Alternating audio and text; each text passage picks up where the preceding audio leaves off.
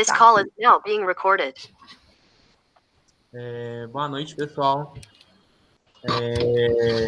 A gente vai apresentar hoje para vocês o capítulo da tese do professor Alexandre sobre o reinvestimento utilitário do lucro. O grupo é composto pela Alice de Carvalho, pelo Arthur Figueiredo, a Cíntia Mello, a Isabela Luiza e eu, Rodrigo Leão. Então, iniciando a discussão de hoje, o capítulo da tese aborda um conceito estruturado pelo professor Alexandre sobre um reinvestimento utilitário do lucro. O que seria esse reinvestimento utilitário do lucro? Citando o professor Alexandre, o reinvestimento utilitário do lucro consiste na utilização deliberada de montantes financeiros em aplicações e investimentos que não visem a maximização dos recursos de capital aplicado na empresa. Ou seja, esse termo utilizado de reinvestimento utilitário do lucro seria o uso de recursos financeiros e até mesmo de mão de obra da empresa em situações que não visam a atividade fim da organização. Ou seja, seria a utilização dos recursos da empresa para construir e perpetuar algumas relações de poder. Mais para frente, a gente vai analisar o texto mais a fundo e abordar cada tópico especificamente. Deixa eu passar, por favor. Então, como apresentação do texto, a reinvenção utilitária do lucro ela começou a se construir e foi perpetuada entre os diretores da organização.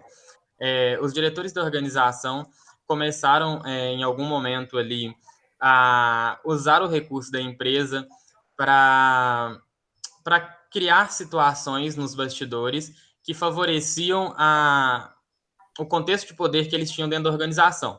Por exemplo, usando do recurso para organizar algum evento com algum interessado direto, por exemplo, assim, tem uma parte do livro que o professor da tese que o professor cita, que um supervisor iria fazer uma análise de uma questão específica da empresa, aí eles costumavam antes ir para noitadas ou pagar alguma questão de refeição. Então, ou seja, eles estavam usando esse recurso da empresa com ações dentro da organização para beneficiar ou para tendenciar alguns julgamentos ou percepções dos outros integrantes da organização. E isso tudo sem os proprietários estarem cientes diretamente. Junto dos diretores, esse diálogo entre como que a gente vai fazer isso? A gente vai fazer isso? A gente vai pagar, por exemplo, algumas festas? A gente vai para algum lugar? Era mais livre o diálogo. Eles conversavam isso entre si, era claro que existia essa utilização do recurso, só que para todos os outros membros da organização, isso não podia ser falado, era uma coisa velada. Eles não tinham essa conceituação de por que eles faziam isso, que é visando um benefício próprio deles que já estão como diretoria, né? Eu pus aí uma parte que fala no capítulo sobre os bastidores, que vale lembrar, composições culturais são erguidas tendo verdades e saberes como pontos de referência, obviamente provenientes de incontáveis relações de poder.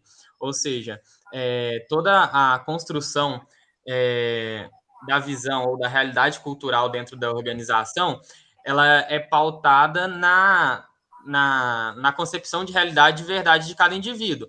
Não é algo forçado, algo obrigado às pessoas a aceitar, mas a partir do momento que eles começam a fazer algumas ações e isso vai virando algo aceito e comum dentro da organização, vai virando uma cultura ali e os interessados perpetuam essa cultura. Pode passar, por favor. Uma forma, continuando a questão do reinvestimento utilitário do lucro, essa ação deles, desse reinvestimento do lucro, foi uma forma de utilizar os recursos financeiros da empresa para a manutenção das relações de poder, em vez de dedicar o recurso para a atividade fim da empresa, que, por exemplo, seria o retorno aos proprietários e os acionistas, os stakeholders da organização. Então, era algo que não contribuía diretamente para o retorno financeiro da organização, mas fazia parte da atividade meio da produção em si, da gerência em si. Então, o professor Alexandre, durante a tese, ele aborda essa questão, essa situação, né, como um meio de trazer, de um exercício para mostrar como que funcionam alguns argumentos que são construídos dentro da organização, que significa algumas coisas. Então, essa ação de usar o recurso financeiro para desenvolver essas relações de poder, dava significado para eles, eles sabiam o que eles estavam fazendo, e com a intenção de modificar algumas objetivações que tinha da realidade. Então, o uso desse recurso trazia benefício para eles no sentido de influência, de poder. Agora eu vou estar passando para a Isabela, que vai continuar aprofundando mais no contexto. E está com você, Isabela. Obrigado. Oi, boa noite. Meu nome é Isabela e eu vou falar sobre o reinvestimento utilitário do lucro. Retomando o que o Rodrigo falou anteriormente, o reinvestimento utilitário do lucro, ele se baseia em fazer um novo investimento baseado nos recursos que já estão disponíveis na empresa. A empresa, ela realiza o pagamento do lucro para os sócios, né, para os proprietários, gerando um reinvestimento, visto que esses sócios, na maioria dos casos, né, eles fomentam o negócio através da injeção de capital na empresa. Um exemplo de reinvestimento do lucro é a oportunidade de melhorar a estrutura da empresa. Isso acontece através do investimento em maquinaria e, tipo assim, equipamentos, essas coisas. Esse reinvestimento do lucro, ele é benéfico porque ele aumenta a produtividade da empresa. E, em consequência disso, o lucro, né, a riqueza, ela aumenta na mesma proporção. Então, essa forma de reinvestimento, ela possui um retorno certeiro para os proprietários. A tese do Alexandre, ela aborda a questão das relações de poder.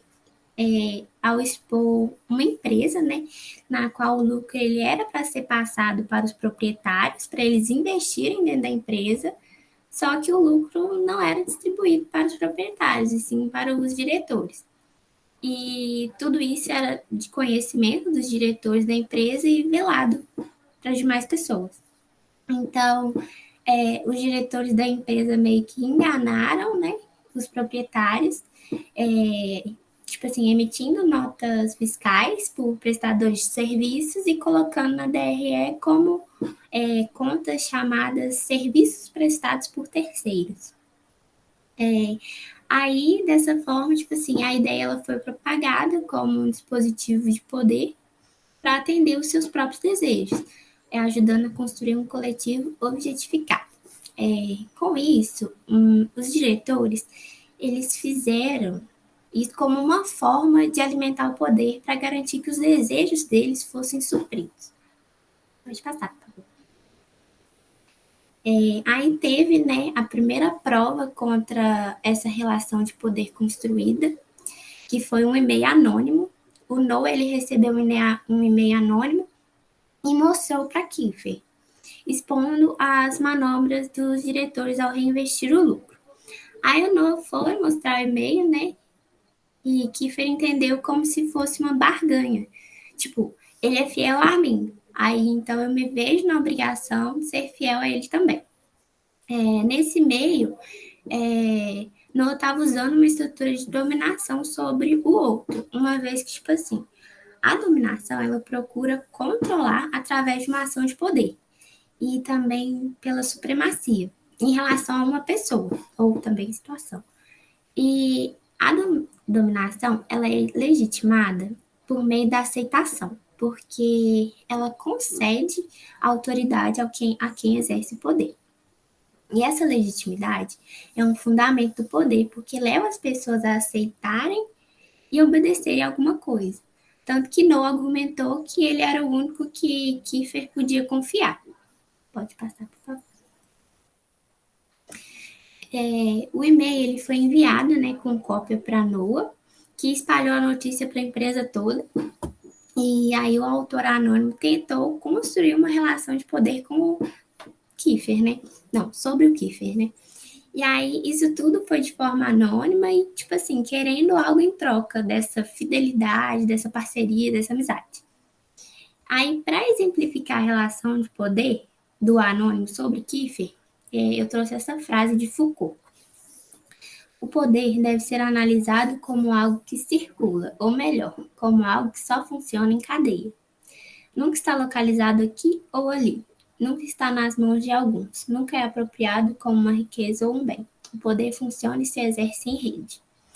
Pessoal, eu vou falar sobre o direito da propriedade. Conforme a tese do Alexandre Santos, o nosso professor, o direito de propriedade, que Durkheim considera ser talvez o valor mais sagrado, o valor do capitalismo, para Foucault é um exemplo de uma verdade instaurada pela sociedade burguesa, sendo hoje uma das principais verdades que estrutura a maior parte das sociedades no mundo inteiro. O que essa frase está dizendo é que o direito da propriedade, hoje, na nossa sociedade e no mundo atual, ela está em diversos âmbitos, né?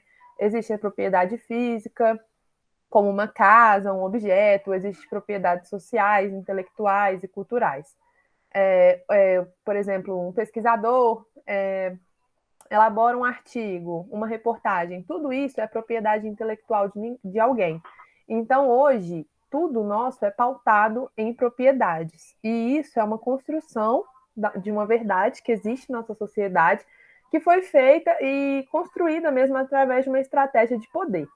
E então, o infringir o direito da propriedade de alguém é considerado moralmente e legalmente negativo. Isso é, se você infringir o direito da propriedade de uma pessoa, você vai estar cometendo um ato imoral e, às vezes, você vai estar também cometendo até mesmo um crime. Dentro do contexto da organização analisada, a tentativa deles de legitimar o revestimento utilitário do lucro foi construído no imaginário dos envolvidos, no caso, principalmente dos diretores, né? Elementos simbólicos que construíram uma nova verdade de forma que não violasse o direito da propriedade. Então, eles pegaram elementos simbólicos, construíram no imaginário dos envolvidos uma forma de legitimar o desvio, né, com o revestimento utilitário do lucro, de forma que eles não violassem o direito da propriedade. Então, os envolvidos no caso dos diretores, relataram a falta da presença de uma figura mesmo que representasse os proprietários da empresa. Então, eles não tinham essa imagem muito clara de quem era o representante da propriedade. Então, para eles, né, para os diretores, podia trazer um sentimento dos proprietários estarem desconexos da empresa. Então, muitas vezes, eles não viam uma razão para respeitar o lucro que era inicialmente destinado aos proprietários. E aí, com a construção dessa nova verdade, né, os diretores começaram a falar abertamente sobre o revestimento utilitário do lucro, de maneira que justificavam os seus objetivos com aquele revestimento. Ou seja, eles conseguiram construir essa verdade na organização, usando estratégias de poder, de forma que realmente eles conseguiram legitimar o revestimento utilitário do lucro. Então, não havia mais constrangimento em falar sobre isso, porque com essa perda da referência do direito da propriedade, como se os proprietários não existissem, não tinha mais crime nem imoralidade, estava tudo ok, porque foi realmente totalmente desconectado o proprietário da propriedade. Então, seria uma propriedade sem proprietário. Então, estava tudo bem. Foi legitimado o revestimento utilitário do lucro. E isso foi uma subversão à estrutura do poder que era instaurada naquela empresa e foi construída uma nova estrutura de poder com base nessa nova verdade que foi estabelecida, né? E para produzir essa nova verdade que foi estabelecida, havia o discurso por parte dos diretores que a empresa agora tem dono. Então, essa frase, implicitamente, está dizendo que antes não tinha dono. E isso acabou assim, a frase afasta o proprietário do caso.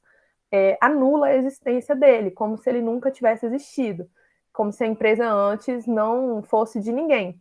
E, teoricamente, dentro daquele contexto, dentro daquela organização, isso não foi uma tarefa difícil para os diretores, porque realmente não havia uma representatividade presente lá na empresa. Não tinha um rosto para que eles pudessem associar a propriedade. Então, acabou ficando mais simples deles se desconectarem com esse papel de proprietário. Então, para eles, como não tinha essa figura do proprietário, não havia para quem eles aplicarem o direito da propriedade que a gente viu, que é um direito hoje muito totalmente disperso na nossa sociedade. Então, a partir disso, foi realmente legitimado o revestimento utilitário do lucro.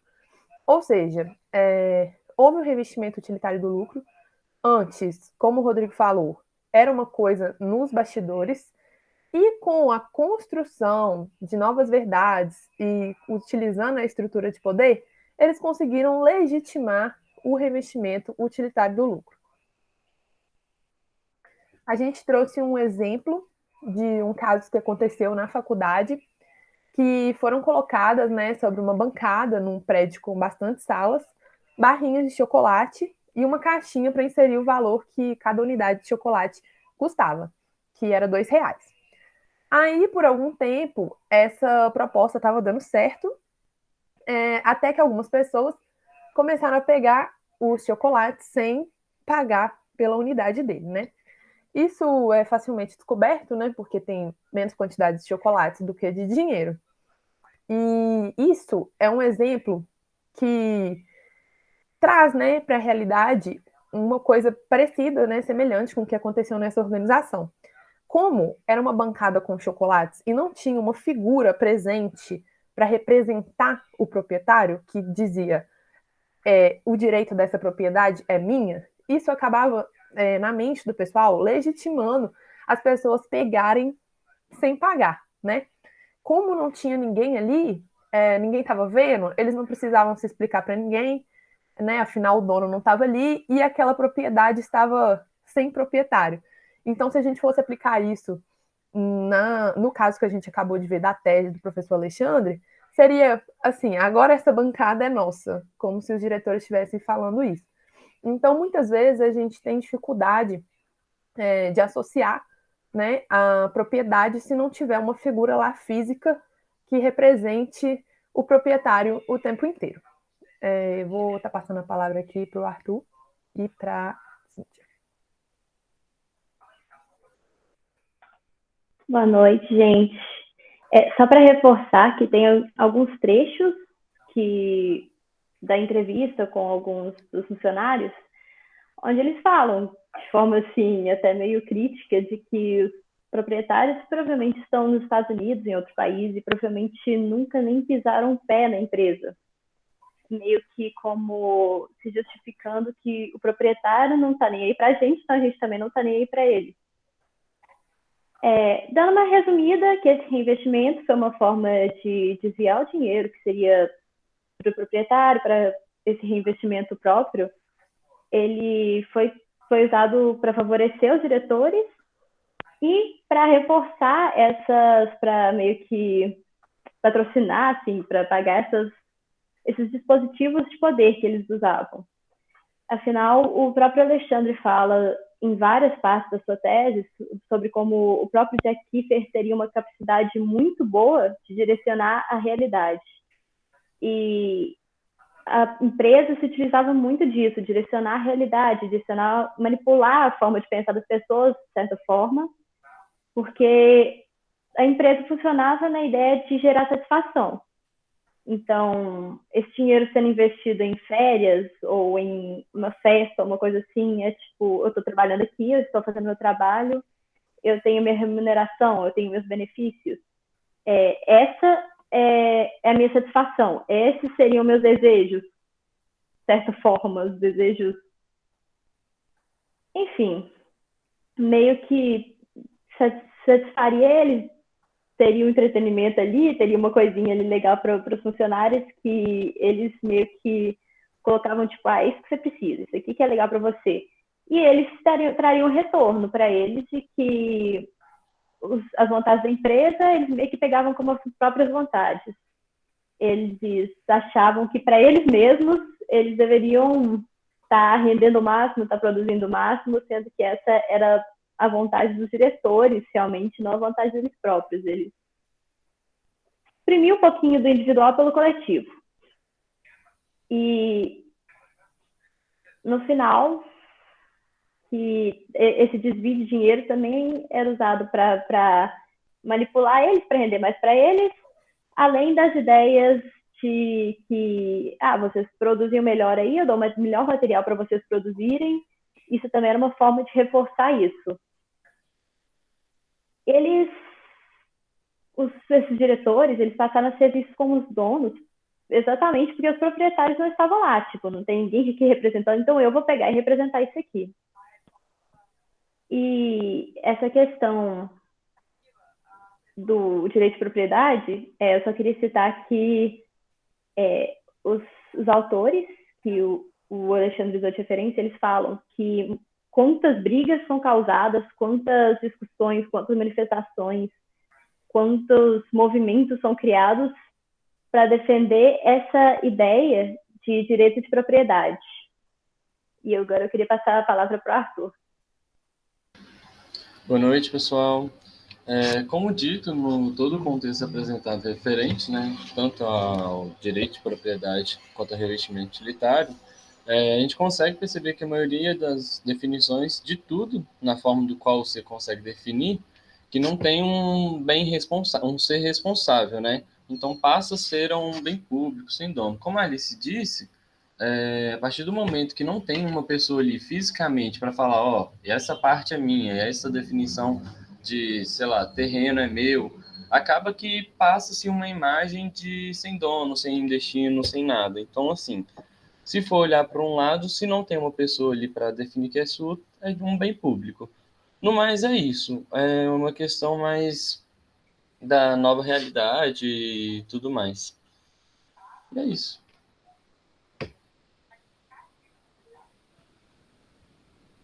Aí tem as referências de onde a gente tirou as informações.